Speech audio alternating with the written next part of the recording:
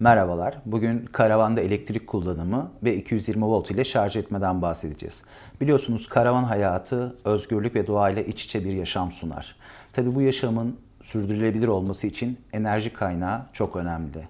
Karavanlarda en yaygın kullanılan enerji kaynaklarından bir tanesi de 220 volt şehir şebeke gerilimi. Özellikle kamp alanlarında sunulan bu enerji kaynağı ile karavan içerisindeki elektrikli cihazların çalıştırılması, akülerin şarj edilmesi ve diğer sistemlerin elektrikle beslenmesi sağlanmaktadır.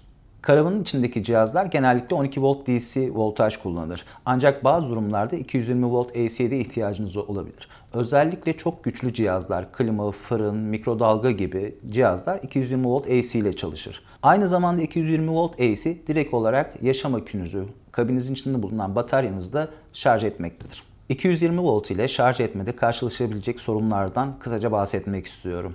Öncelikle şehir şebeke hattındaki kesintiler ve dalgalanmalar. Şehir şebeke voltajı en çok fuar ve kamp alanlarında alınmaktadır.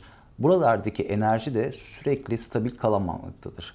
Yapabileceğimiz, cihazlarımızı korumak adına yapabileceğimiz en güzel şey bir regülatör kullanmak, 2 sınırlayıcı sigortalar kullanmak, 3 kaçak akım röleleri kullanmak cihazlarınızın emniyetini sağlayacaktır. İkinci konu aşırı yüklenme riski.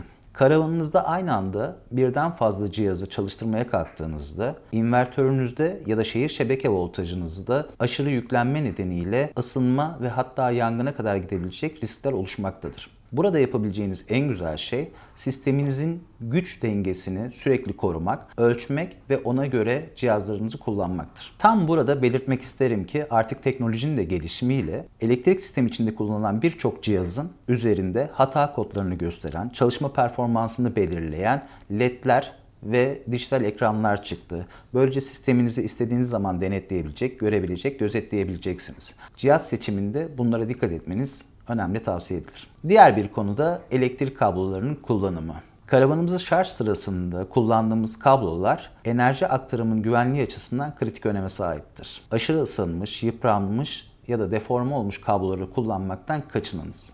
Düzenli bakım ve kontroller. Elektrik sisteminizin düzenli bakım ve kontrolleri olası arızaların önüne geçer. Uzun süreli bir seyre hazırlanırken, uzun süreli bir kullanıma hazırlanırken muhakkak bütün sistemleri kontrol edin. Sonuç olarak 220 volt elektrik sistemi birçok avantaj sunarken doğru ve güvenli kullanmak için çok dikkatli olmamız gerekir.